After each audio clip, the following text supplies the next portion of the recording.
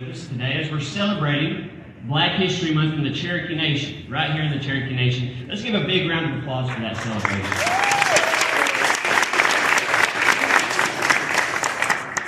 We cannot celebrate Black History Month in the Cherokee Nation without celebrating our freedmen brothers and sisters.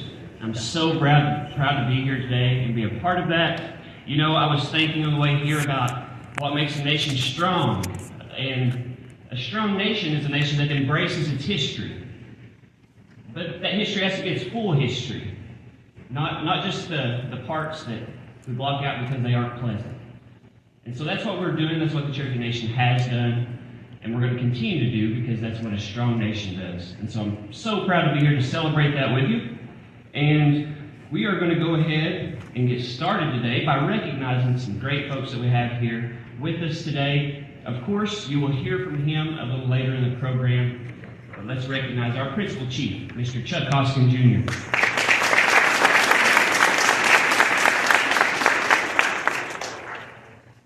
We also have with us former Principal Chief and current Executive Chairman of the Cherokee Nation Businesses, Mr. Bill John Baker.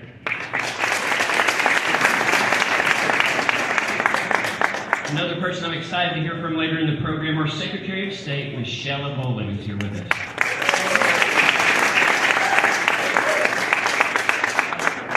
Beside our Secretary of State is our Attorney General, Mr. Chad Harsha.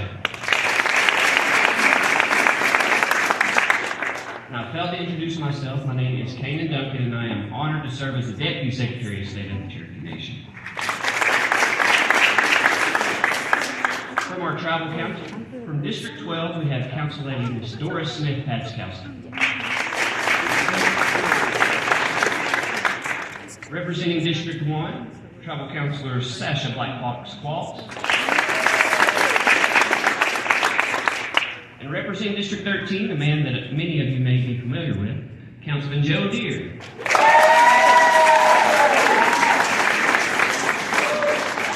We also have Cherokee Nation royalty here with us. We have Miss Cherokee Keeley Sanders. Joining her, we have Junior Miss Cherokee, Miss Addison Rouse. I want to also recognize State Representative Monroe Nichols, who has joined us today.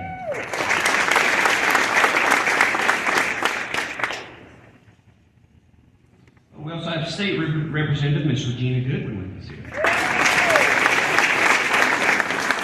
Thank you for being here. Okay, our first speaker of the day is a lady that I'm proud I get to work with. She works tirelessly to ensure that our freedmen community is understood, represented, and has the services that they need every day. She works on doing that and on many different projects. She is our Freedmen Community Advisor at the Cherokee Nation. Please welcome Ms. Melissa Payne.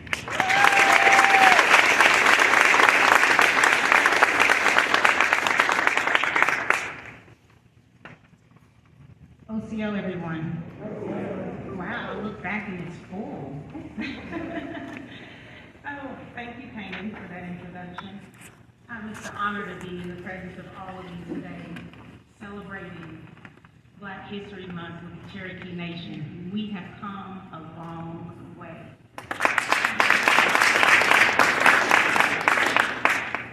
Black history is essential. Our ancestors deserve to be remembered and respected. They walked, they fought, they built, they loved, and they died for this country to be what it is today. The Trail of Tears was an epical moment, not only in Cherokee history, but in Black history. This was a collective tragedy that we remember. We walked the Trail of Tears together. Our ancestors, as I'll go and say, as Taya Miles said in her book, she's an author. If you haven't read it, you should, House of Diamond. You cannot separate the Cherokee tribe from the freedmen. They are binded. It is absolute. They are binded. We were intertwined together throughout, before, during, and after the Trail of Tears. And we all need to remember that. You can't divide the two.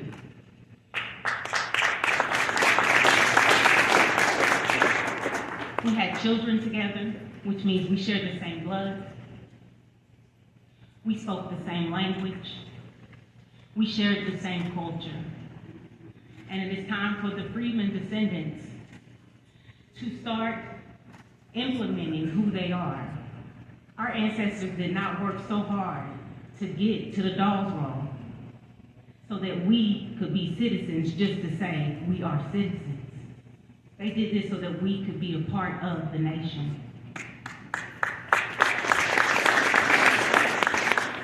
It is time for us to start taking on every opportunity that we can to further our educations so that we can help the nation be a stronger nation. We need farmers, we need doctors, we need everything. We need nurses, we need these things. And we need the Freedman descendants to start looking into the programs that can help them get the education and credentials so that we can be these things with the nation. That's how we have a stronger nation together.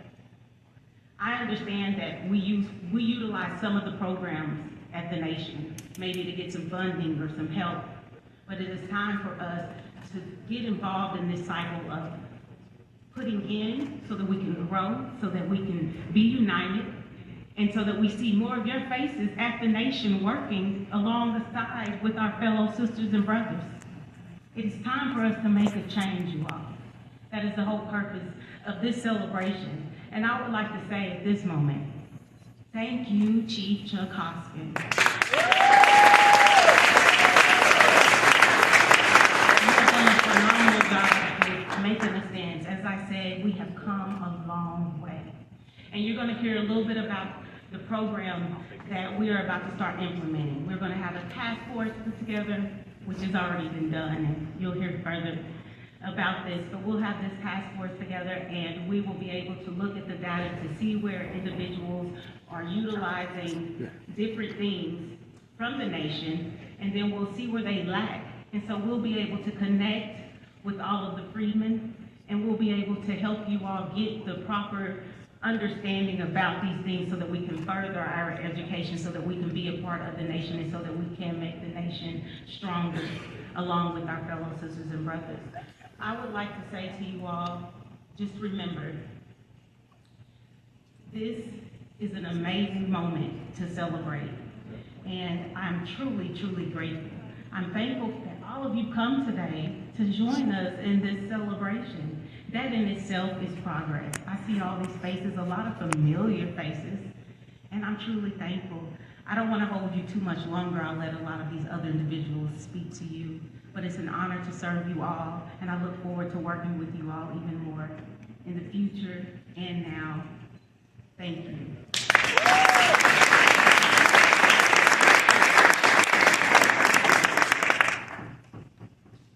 What Melissa.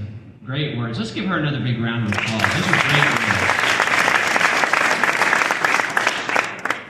As Melissa said, we got several folks today that are just, I'm so great. This is a great agenda. I'm excited about everyone who's speaking today.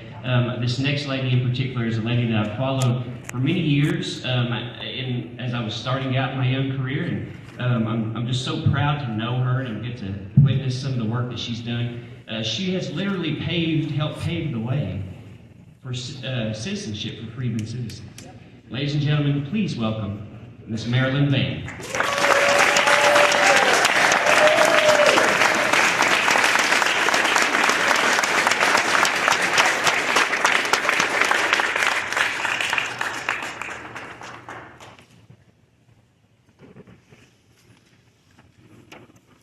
Osio, to meet you.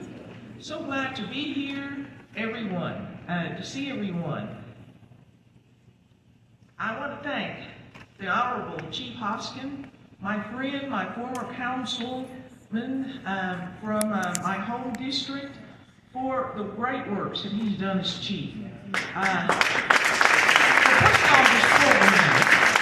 doing everything he can to bring equality to the members of the Cherokee Nation, and Chief Baker for the work that he's done as chief, is leading the way, putting the Cherokee Nation in front of other nations.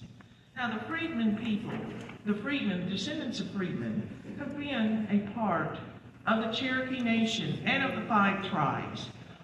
From prior to the removal, prior to the Civil War, the freedmen people, they worked for their own freedom. For instance, there were individuals who served in the Indian Home Guards, such as Wheat Baldridge, who was a Cherokee freedman, Sugar George, Creek freedman. After the 1866 treaty was signed, there were freedmen who served on the council. Persons such as Jerry Alberti, Stick Ross, Ned Irons. There were others, but I personally know the descendants of some of these great men. Other folks, the Formans, Zach Foreman, a leading businessman, Moses Whitmire, who fought for freedmen's rights during the 19th century, setting up lawsuits. Of course, again, as I said, in other tribes, there were leaders, and there are folks out there who unfortunately still think that, freedmen have nothing to bring. Attorney A.G.W. Sangle of the Creek Nation, J. Cootie Johnson, a Creek freedman attorney. Both of those individuals were very important in that tribe and also after Oklahoma statehood, fighting against segregation. Another person, Jake Simmons, a Creek freedman who was an oil man. Now, there were various illustrious freedmen of the 20th century. Again, some are Cherokee freedmen, some of other tribes. B.C. Franklin, many people have heard of him. He was an attorney who did a lot of great things during the Tulsa race riot. We're right here in Greenwood. Of course, everyone knows the story of Greenwood. But also, another attorney, Opio Toure, a minister who served in state legislature, Creek freedman. Cherokee freedman, also with a Creek freedman ancestor, Colonel Kenneth Walker, who was a Tuskegee Airman, a member of my own extended family. Another person was a Tuskegee Airman, Lieutenant Colonel George Hubbard, Cherokee, John Hope Franklin, Choctaw Chickasaw, educator, Johnny Green, Choctaw freedman, former U.S. attorney, very great man, very accomplished, Lawrence Cudjoe, Lance Cudjoe, both educators, served on the Seminole Council, Don Cheadle, Chickasaw freedman, an actor, 2 good friends of mine, Cherokee freedman, Kenneth Cooper, journalist, Pulitzer Prize winner, Sam Ford, just recently retired journalist, recently awarded by the Cherokee Nation. So to see, the Cherokee freedmen of other tribes have done great things, but the tribes have been poor because the freedmen were not able to give their services for so many years, so many times. Now, there are many freedmen of the Cherokee Nation, freedmen descendants, who have been trying to give service, are giving service in the communities of the Cherokee Nation. My dear friend, Rosalind Brown, who passed away, she worked for the Cherokee Nation. She did much community service in the Fort Gibson area. Others who have served on community organizations, both within the Cherokee Nation and outside. My good friend Vicki Baker with the Pocahontas Club, Mark Harper in the Kansas City Community Group, Mark Harrison, Barbara Warren, all of these board members of the communities, Mrs. Laurie, my good friend, a very hard worker, member of the Descendants of Freedmen Association. Folks, my time is up, so I want to invite everyone to the Descendants of Freedmen meeting that is going to be March the 16th at the Rudisill Library here in Tulsa. Learn about the freedmen, learn about our struggle, our history. Also, Mr. Eli Grayson, a great friend of mine, is here, and Rick Stephen, who also has a Freedman ancestor, but he has a radio show, K-Bob 89.9. Mr. Grayson, tell me if I didn't say it right, but 1 p.m. on every Tuesday, there's something about Indian country, not always about Freedmen, but thank you very much. Wado, Mado, Yakoki, Merci.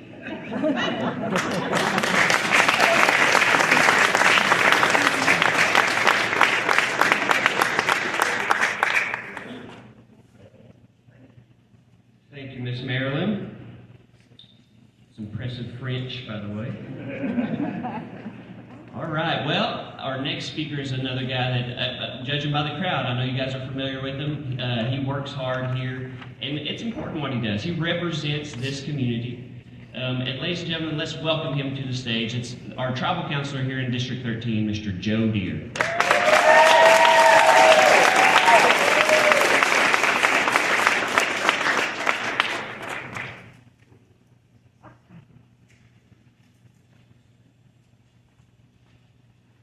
As we get older, we got to put some glasses on. So I'm glad to see everybody here today. So first of all, it is Black History Month, which is awesome. Okay, so CO. We say this here, God is good. There we go. So welcome to the Cherokee Nation Reservation. I want to start off with, as always, I want to thank our veterans. So if you're a veteran here, let's give them a hand because they are very awesome. Going into the history, we have the Tuskegee Airmen. That is part of our history, and I want to thank those guys as well. So I'm glad to be from this community where Cherokees have history here, and myself living in this community makes that a unique experience because of the demographics. While attending Booker T in the 80s, I myself saw this history being made. An example of history being made even back then with Coach Ed Lacey, passing that torch to Coach McGee in shaping the minds of our youth. The theme this year, African Americans as Art, discusses influences in several fields such as culture and artists. We've had several artists and actors from here, such as Alfre Woodard, the Gap Band, Charlie Wilson, Wayman Tisdale, Earl Bostic, just to name a few, and their legend lives on here. The Black and Cherokees both have some horrible history. And then we have some very good history about overcoming. People have tried to destroy our community and wipe us out. But little did they know they had mistakenly left a seed in the ground where we grew back, rose tall, and overcame all their hurdles. Black history shows that leaders such as Madam Walker being a financially independent woman and showing other women how to be independent. Rosa Parks initiated the civil rights movement because she knew she was treated unfairly. Harriet Tubman, Martin Luther King, Malcolm X, Maya Angelou, and many others. We have to remember that history so people do not forget, especially our youth, so we can teach it for generations to come.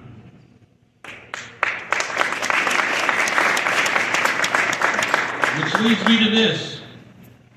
We are making history today right here in this community with modern day warriors such as Marilyn Vann, Monroe Nichols, Kevin Matthews, Vanessa Harper, Dr. Crutcher, Queen Waynetta Lowry, Demario Solomon, Tim Newton, and several other leaders that take care of this community and stand up what's for the best of our community. So I'm glad to say, as a tribal councilman living in this community and working in this community and be able to be the voice of ones that cannot speak, I thank you for your support. I'm honored to serve this community, and I'll leave you with this. As John Lewis once said, if you're going to get in trouble, get in good trouble. So go, have a blessed day, and we will see you tomorrow at the MLK Parade.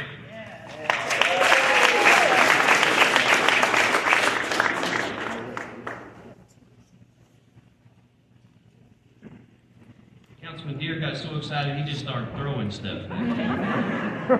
Thank you, Counselor. Well, another fellow Booker T grad is going to be our next speaker. She's a lady that I have grown to admire a great deal. She has dedicated her life to ensuring that Cherokee Nation is in a place that we can provide services and everything we need to provide to our citizens. And she's doing that now as our Secretary of State for the Cherokee Nation. I'm so proud and honored to work with her. Please welcome our Secretary of State, Michelle Bowen.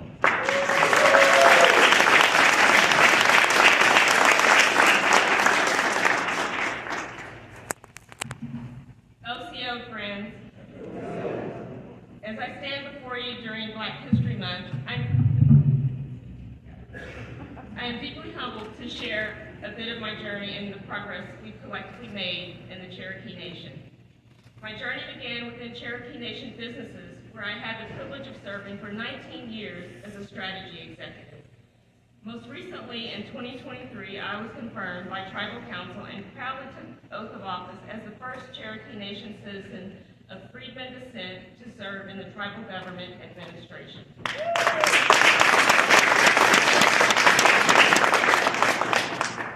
This isn't just a personal achievement. As we know, I stand on the shoulders of all those who came before me. My role in the administration symbolizes the strides the nation has made to be a more inclusive and equitable government under Chief Hoskin and Deputy Chief Warner. Our history as Cherokees, though complex, is a story of resilience and progress. From the 1866 treaty that granted freedmen all the rights of Native Cherokees to the 2017 federal court ruling affirming our full citizenship, we have worked to honor our ancestors' wishes for equal rights.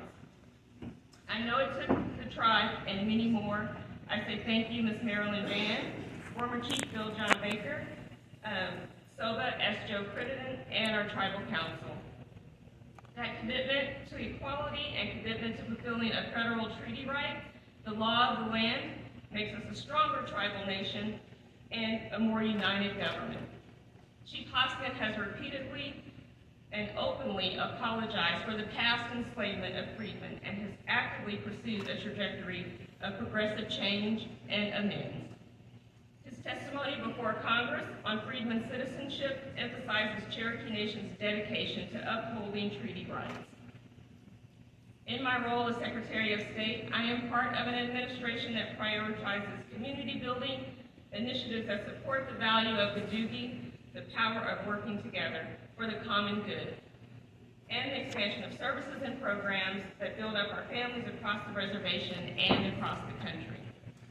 As we commemorate Black History Month this year, let us recognize the challenges we have overcome and embrace the opportunities that lie ahead. We all know our ongoing journey towards inclusivity and progress continues today.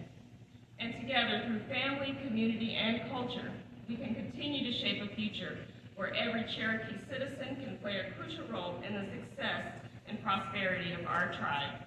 Wado and blessings to all.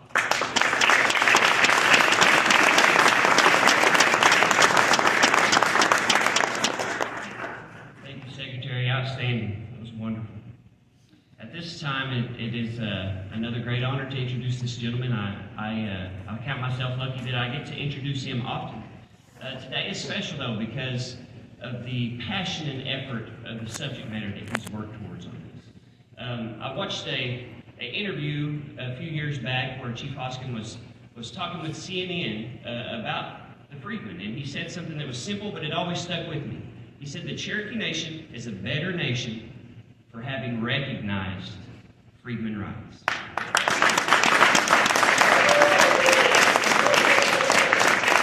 It's a simple thing, but we need more leaders that think like that. And I'm so thankful that we have a leader that does that and that is also working to ensure that we always have a nation that accepts all of its citizens equally. Ladies and gentlemen, please welcome our Principal Chief, Mr. Chuck Hoskin, Jr.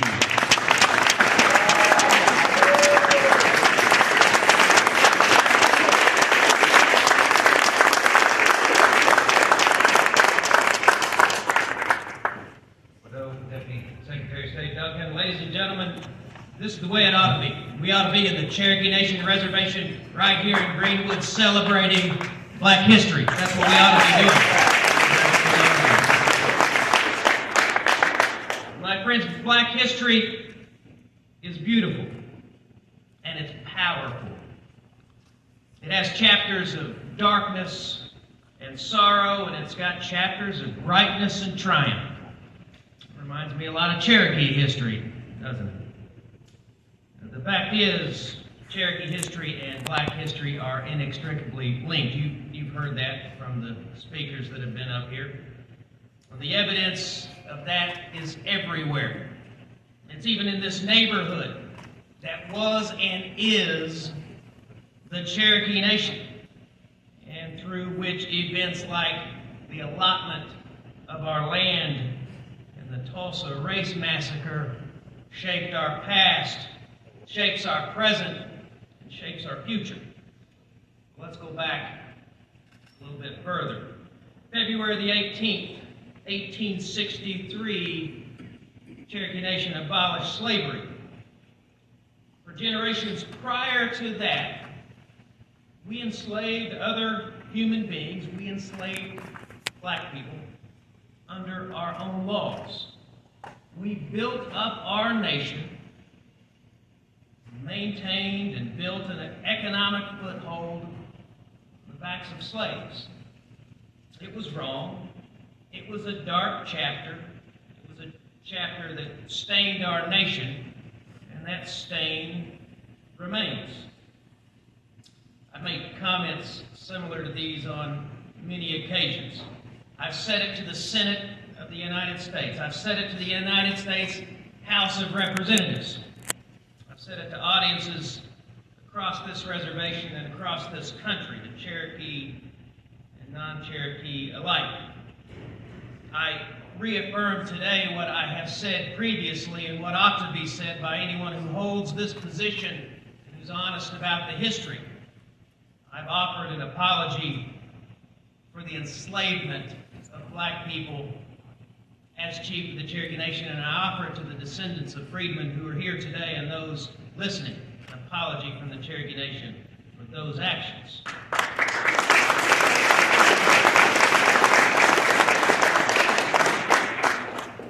I've made these statements for a simple reason, and that is that no nation in the history of the world has ever truly atoned for its sins unless it's willing to openly admit them. The whitewashing of history, ladies and gentlemen, is dangerous.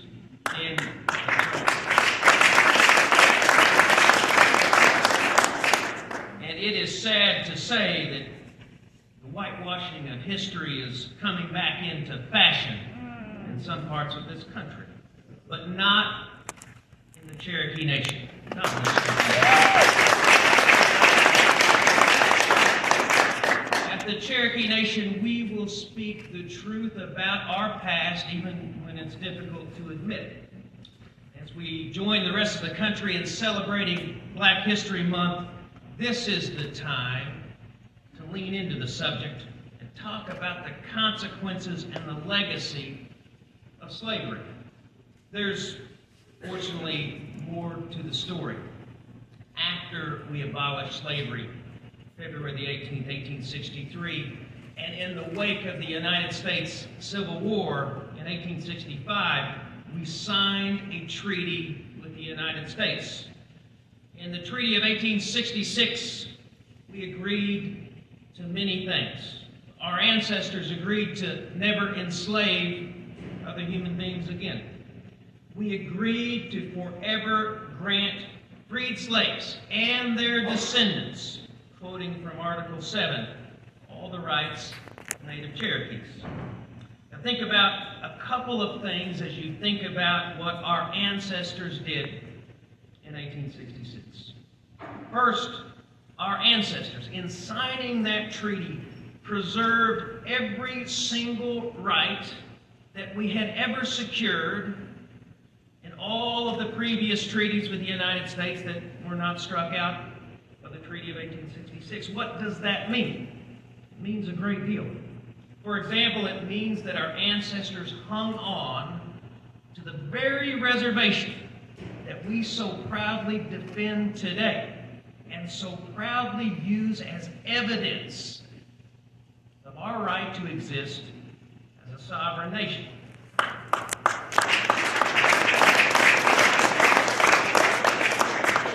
It means they secured so many other rights as well. The right to hunt and fish. It means that when we go to Washington, D.C., with Kim Teehee standing on the shoulders of our ancestors, we can proudly say that we have the guaranteed treaty right to a delegate in the United States House of Representatives, and we're here to hold the United States account to it. That's what that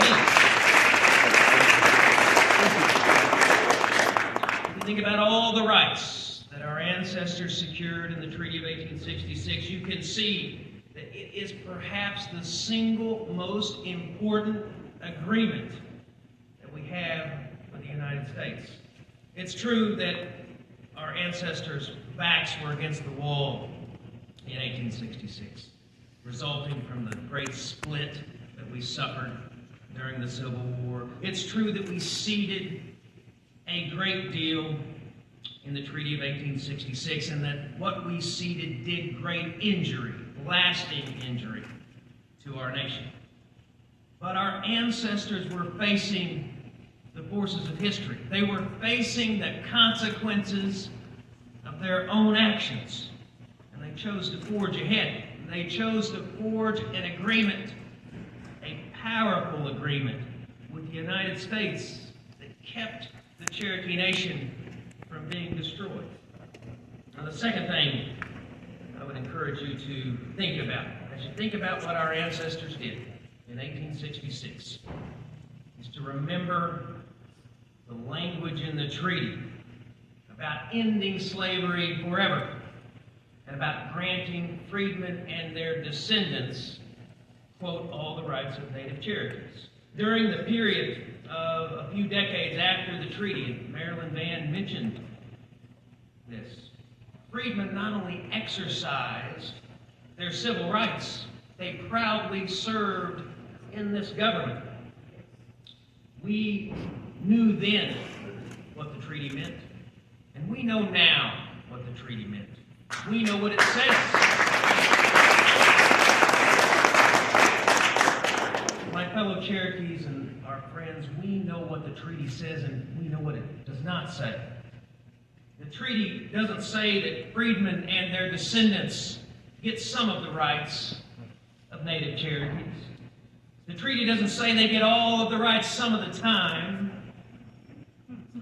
The treaty doesn't say we'll take away those rights for more than a century and there's nothing the freedmen descendants can do about it. It doesn't say that.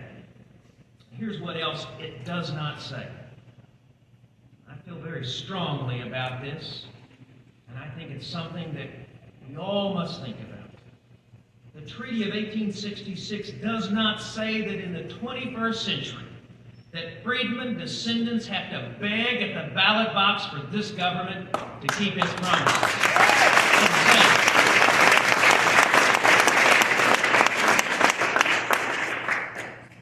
I firmly believe that if we ever reverse course on that way of thinking and make freedmen descendants beg at the ballot box for the rights that were secured in 1866, it'll put our nation on a path of pain and injury. It will dishonor our ancestors. It could lead to our destruction. But as I say, the stain of slavery remains. The stain of more than a century of denying freedmen descendants their civil rights is also a stain that remains. But I'm proud to report that we're working every day to lift that stain. I want to share with you today. I want to share with you today some things that we have done and some things that we will do this year to make even more progress. I'm always glad to see my predecessor and my friend, Chief Bill John Baker, but I'm particularly glad to see him today. But I'm not at all surprised to see him here today. I'll never forget, I know he won't either, August the 30th, 2017, the federal court told us at long last what Article 7 of the Treaty of 1866 its meanings. The court said, what seems so plain, if we just read the treaty, freedmen receive all the rights of native Cherokees. That means full citizenship. August the 30th, 2017 was on the eve of Chief Baker's 2017 State of the Nation address during our Cherokee National Holiday. The pastor that day was DJ McCarter. He sang Amazing Grace in our language. That song, on that day, on the heels of that decision, gained so much deeper meaning for me. That song, of course, is intertwined with slavery, abolition, and redemption. For the Cherokee people, as I'm listening to that song, I felt we had been lost, all of us. But now we were found. We had this opportunity.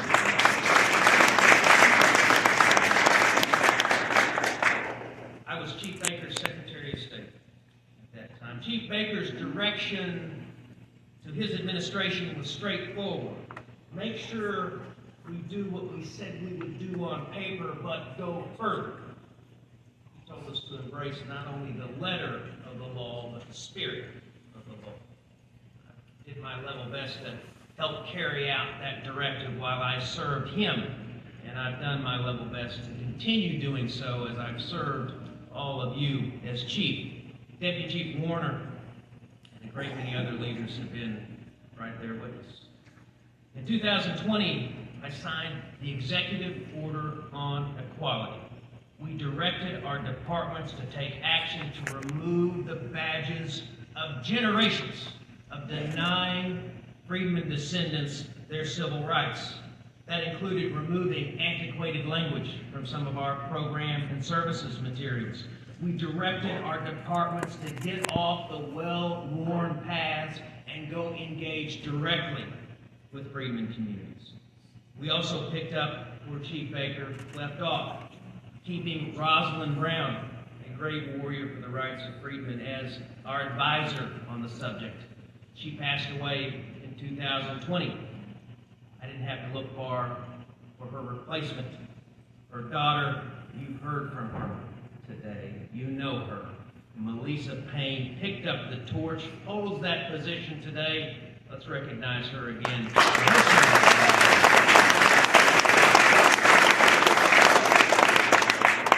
Coming out of that executive order on equality came our Freedmen Art and History Project, which was crafted by the Freedmen Advisory Committee.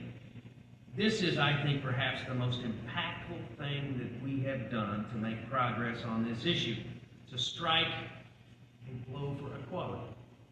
Empowering freedmen descendants to explore and interpret their own history, their own experience, to share it with their fellow Cherokees, to share it with the world, to do so in an art and history exhibit is quite simply power. It placed power in the hands of people who had previously been stripped of power. That's what justice in this country ought to be, giving power back to those who were denied it.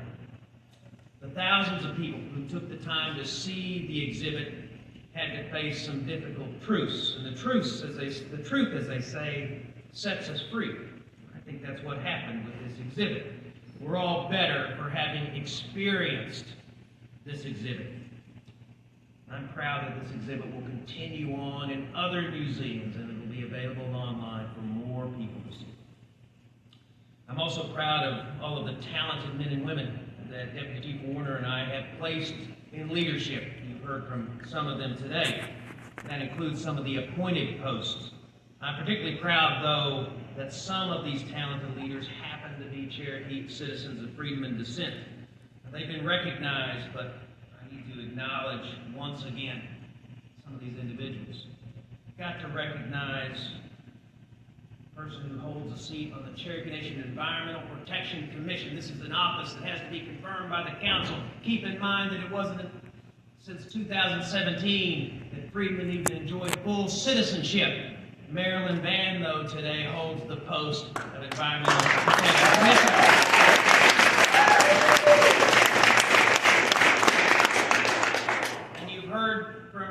as well. You heard about her journey working for Cherokee Nation businesses, serving the Cherokee people even at a time when the Cherokee Nation didn't recognize the rights of freedmen to have full citizenship. She gave her all to her career, and today she serves as our Secretary of State, Shella Boland.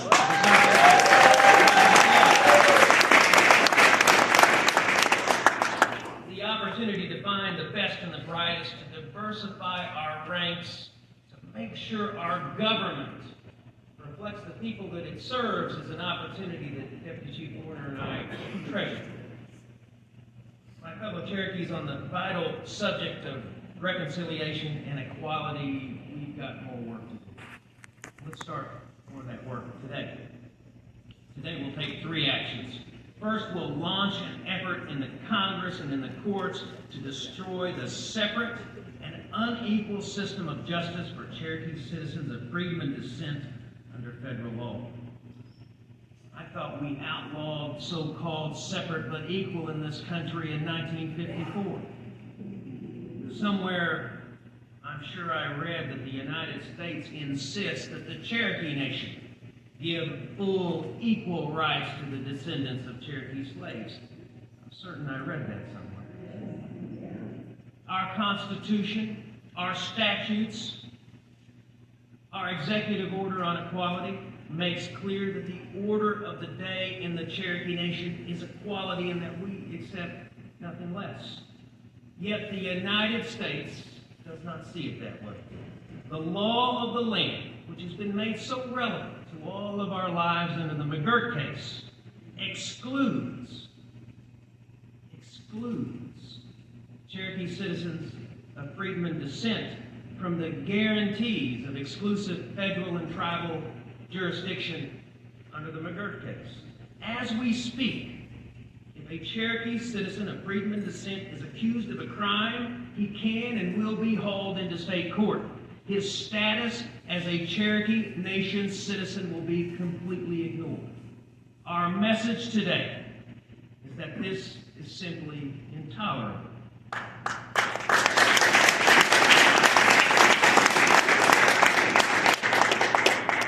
Separate but equal is inherently unequal. It's offensive to Cherokee Nation sovereignty for the United States to hypocritically ignore the promise that our ancestors made of full citizenship to freedmen and their descendants. We will press our case in the Congress and in the courts, and we will not rest, my friends. We will not rest until the United States and its backward laws on Cherokee freedmen descendants catches up with the order of equality here at the Cherokee Nation.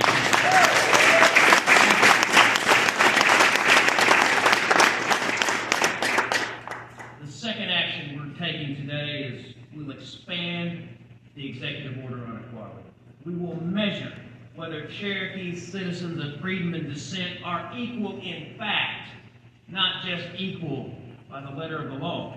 I've asked Melissa Payne to lead a task force to examine the participation rates of Cherokee citizens of freedom and dissent in key programs and services. That includes education, career services, human services, health services, housing, and several others. If Cherokee citizens of freedom and dissent are accessing programs and services at disproportionately low rates, we need to know it so we can begin to understand it. We have to start from the position that locking out freedmen descendants from citizenship for over a century was not just a moral statement, but it was an action that carried with it great practical consequences. It surely helps explain any low rates of access to programs and services here today. The task force's report, which it will issue, I haven't told Melissa the deadline yet, it will issue before we celebrate Juneteenth later this year, will help keep us honest about the problem and help us make improvements. Let's gather again on Juneteenth, Melissa, and let's release that report. What do you think?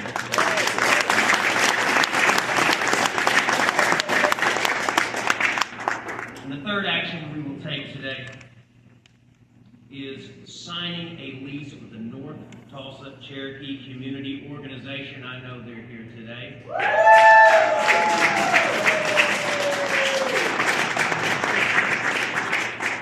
I am proud of their work, their spirit of community organizing, their spirit, Gadugi, Cherokee word for working together. I'm proud of their leaders, including Wynell Lowry, our friend. I'm proud that their entire board consists of Cherokee citizens of Freedmen descent. I'm proud that they are among the dozens of CCO participating organizations operating across this reservation, doing so much good. This only happens because we are a nation committed to equality. And it also happens, I should add, because their council representative, I know we've heard from him, but I want you to know he shares my commitment to equality and grassroots organizing, and he's been with them every step of the way. Councilman Deere, thank you.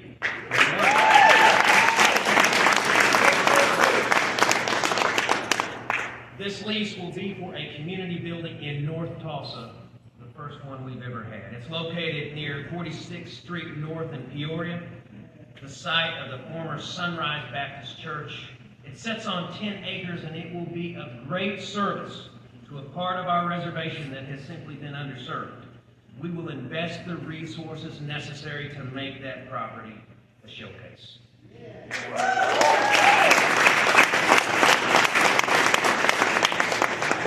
By the way, the person most responsible for securing that building is one of our deputy secretaries of state. I challenged him on day one when he took his position to find us a building for the North Tulsa Cherokee Community Organization. I get impatient. I was starting to give up. But he didn't give up. This man never gives up when the cause involves equality. And he never gives up when the cause involves empowering Cherokees at the grassroots. That man is Deputy Secretary of State Keenan Duncan.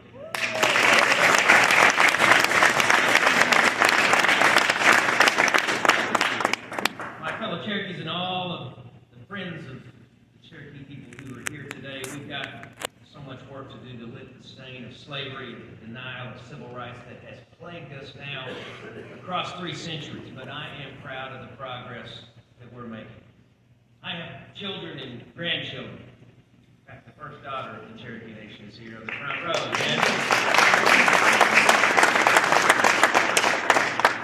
Their generation needs to inherit a great Indian nation that honors its ancestors' word and where equality carries the day.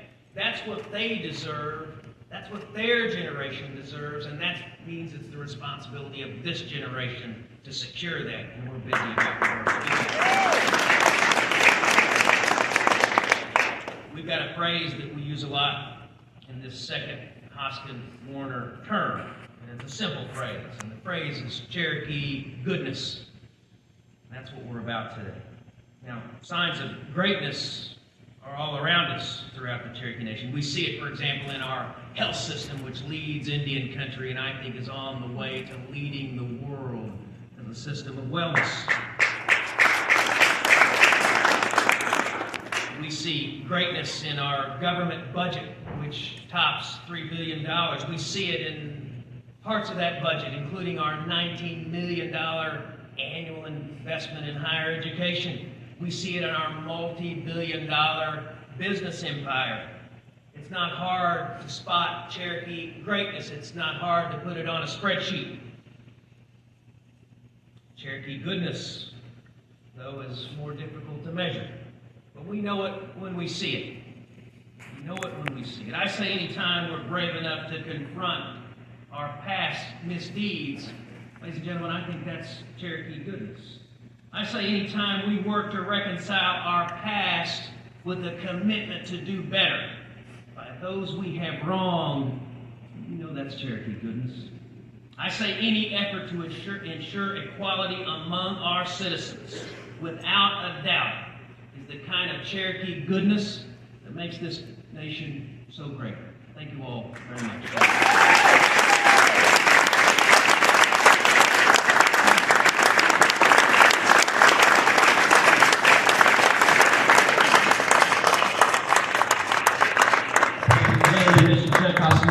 our principal chief. Let's hear it one more time for him.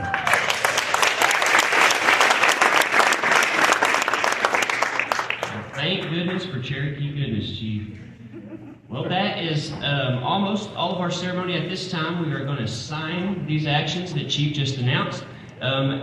If our tribal leadership and our state leadership with Miss Lowry would come up with us, and I think Miss Van, come on up, and we will make these things official.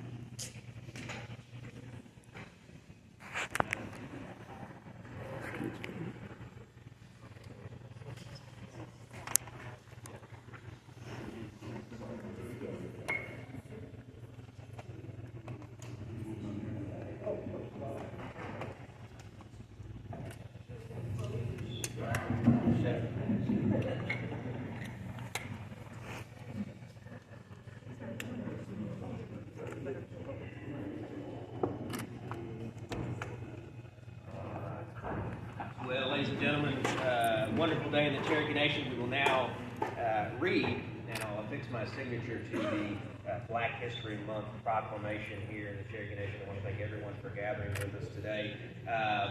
Marilyn Mann, you're with us. Where's Marilyn? I'm right here. Marilyn Mann, you've got my back. I wouldn't be here without you. I'm gonna read the proclamation in a moment. Would you share a few words with us? Put you on the spot. Oh, share a few words? Yes. I am so glad to be here. I never would have thought 20 years ago that there would be such a day where the Cherokee Nation would be united like this with Freeman, Delaware, Shawnee, all coming together, and because of the leadership of men such as our chief, Chuck Hoskin. So this is a great day, and I look forward to many more days like this.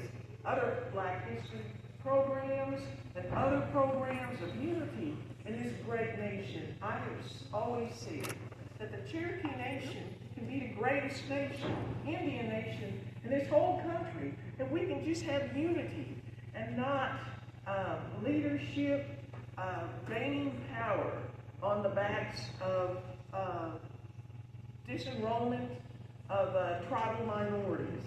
So this is a day that I've dreamed of, an additional day. So thank you so much, Chief Hoskin, for your leadership in bringing this tribe together. And let's all move forward as a united nation. Thank you so much.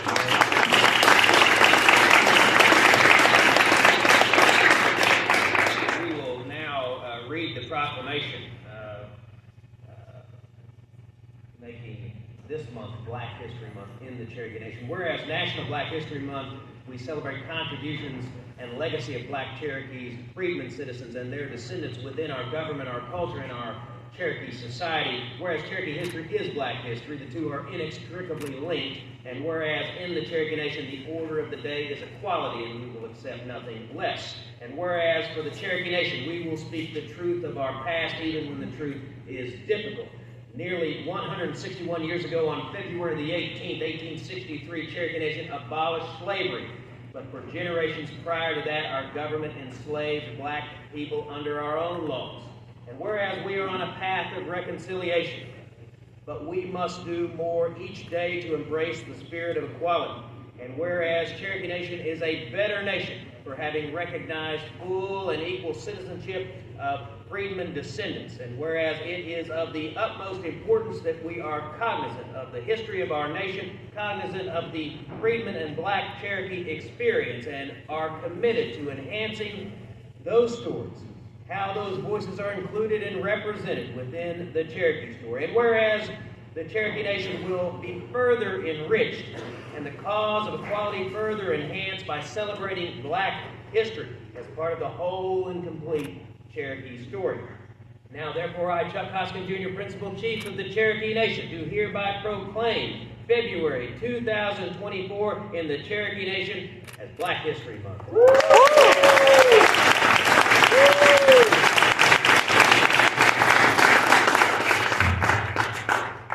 All right, well, ladies and gentlemen, we have more work to do, and next we will move to something that I know is near and dear to your heart. All right, in the heart of all of us, and this is a lease for the new property we acquired at 1205 East 46th Street North in Tulsa, the former Sunrise Baptist Church building that will be the home of the North Tulsa Cherokee Community Organization.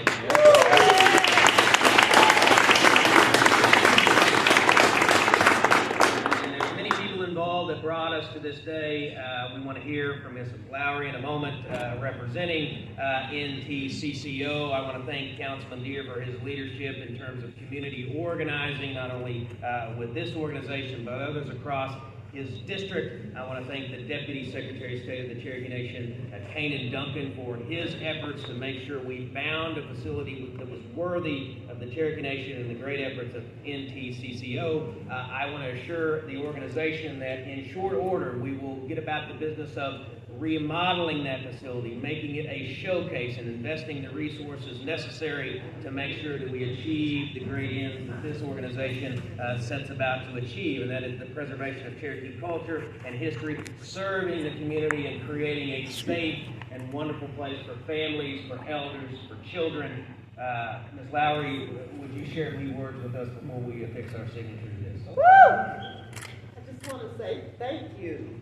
This has been a day that we've been waiting for over 40 years, and I'm just so glad and thankful to Chief Hoskins and the Cherokee Nation for making this happen. And I want to give a special thanks to Joe Deere.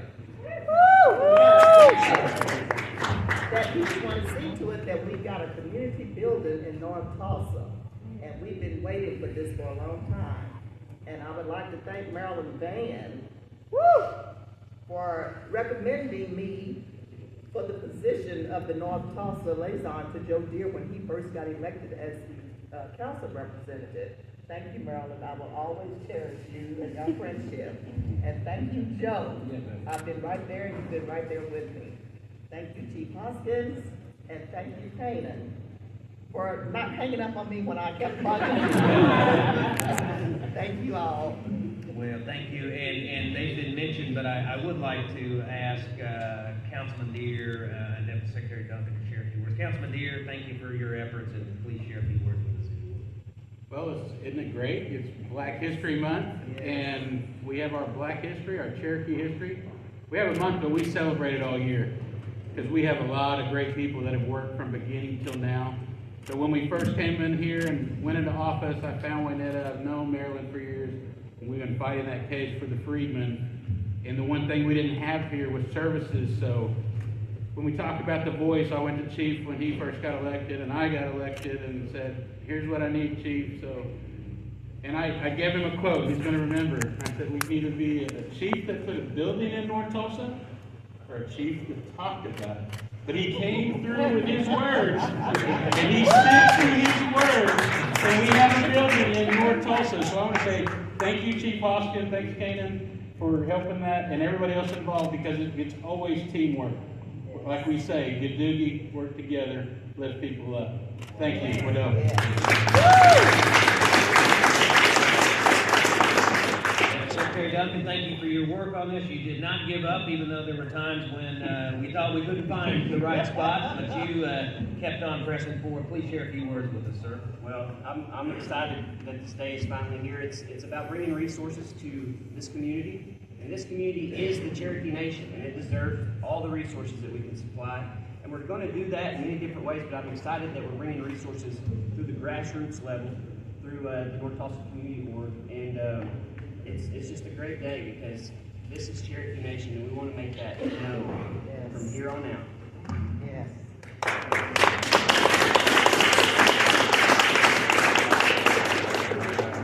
Wynetta, I'm going to let you do the honors and sign for the organization.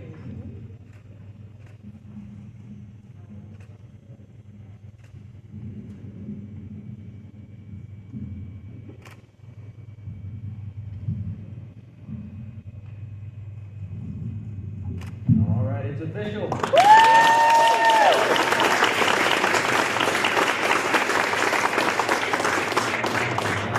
We have one more item to take care of. This is, I think, essential to making sure that we can not only ensure that Cherokee citizens of freedom and dissent are equal under the letter of the law, but that in practice, in reality, there is equality, there's equal access. I'm going to ask our Secretary of State in a moment to share a few words, Shella Boland. I'm going to ask Melissa Payne, who will chair a task force, which I'll describe in a moment.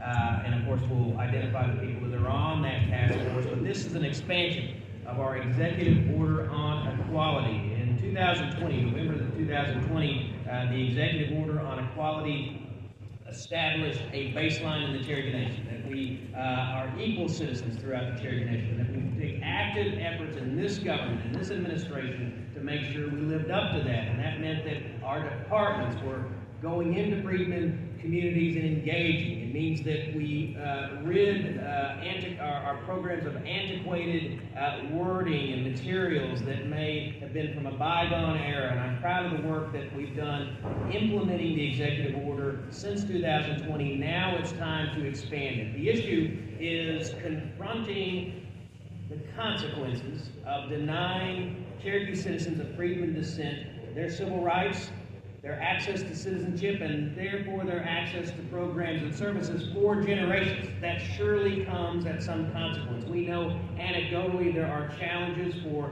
Cherokee citizens of freedom and dissent to access programs and services. It might be getting that scholarship application. It might be accessing housing services. It might be availing themselves of what I think is a healthcare system that is growing and growing in quality and size, and making sure that Cherokee citizens of freedom and dissent can access that. We know anecdotally there are barriers, and we should be surprised about those barriers given the history, but we need to be honest about the barriers, and we also need to measure what we're up against. And so what this task force will do is it will assemble a group of people who will look at the data. We'll look, for example, at the scholarship participation rate, housing, health care, career services, across the programs that are most impactful to the Cherokee people, and make sure that we identify where there are barriers. It could be geographic barriers. It could be barriers across the board. We won't know it unless we confront it, and this will make us confront it and then encourage us to change policy, enhance policy, engage in more outreach to make sure that Cherokee citizens of freedom and dissent get every opportunity that any Cherokee citizen ought to get to live what I think is the Cherokee dream of making sure you get the education that you want, that you don't want for healthcare services, that you be able to live in the community that you want in a safe environment. All of that is our collective responsibility, and we can't leave anyone behind. And so this task force will help us do that. It will be chaired by Melissa Payne, our liaison to the freedmen community. It will be co-chaired by Shella Boland, the Secretary of State of the Cherokee Nation. Kanan Duncan, the Deputy Secretary of State that you heard from earlier, will serve as a member. Derek Vann, our Registrar, will serve as a member. Marilyn Vann, who we've heard from, I'm so glad she agreed to serve as a member of this task force. Hollistar, our Chief Information Officer, will serve. And Ashana Miles, our Director of Self-Governance, will serve. I don't know all of them to join us today. Have they all been able to join us today, any of them that I've not mentioned? We've got, here we go, we need to bring them up. Oh, we've got Ashana. Yeah, there's Ashana up there. Hollistar, bring her up here. Well, I want to thank the people who are on this task force to agreeing to be on it. They'll issue a report no later than June the 14th of this year as we examine these issues, and we'll gather back, as I said earlier, we'll gather back to celebrate Juneteenth, and we will also look at what we are up against and what work that we need to do. So at this time, I would like to ask Melissa Payne to share a few words, and I'll ask the Secretary of State to share a few words on this task force. But again, my thanks to everyone who is here and those who could not be here, but who are on this task force for their service. So Melissa, if you'd share a few thoughts. Absolutely. I just want to say to you all, this is a phenomenal moment. It's a beautiful moment. I'm truly thankful. It's one of the reasons I took the position I did, is so that we could see this day and see our community, the freedmen, actually be more involved. What she has done is she's given us the opportunity to look at the data and see where we need to reach the communities. I am so grateful for this opportunity. We have a lot of work to do. I'm excited for that, and we're gonna get right to it. I'm just grateful. Aren't you all grateful?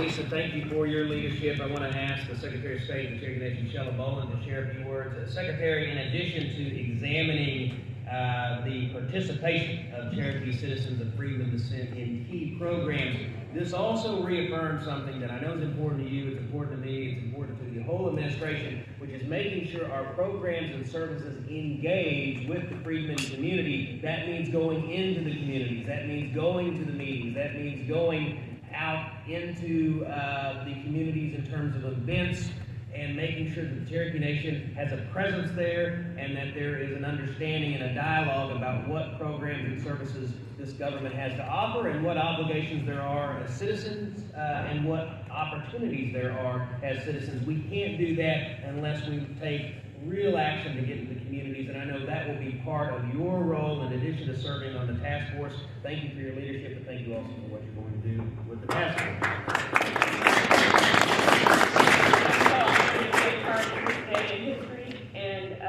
We've all said today we didn't do this alone, we did this in the spirit of the duty. So let's keep working together to make this a stronger nation, and we look forward to working on this task force and hopefully changing and making us a stronger nation together.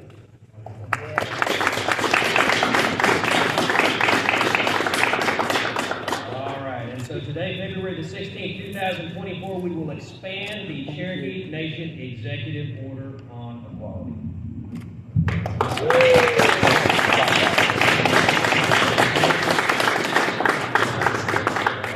Wonderful. Thank you all.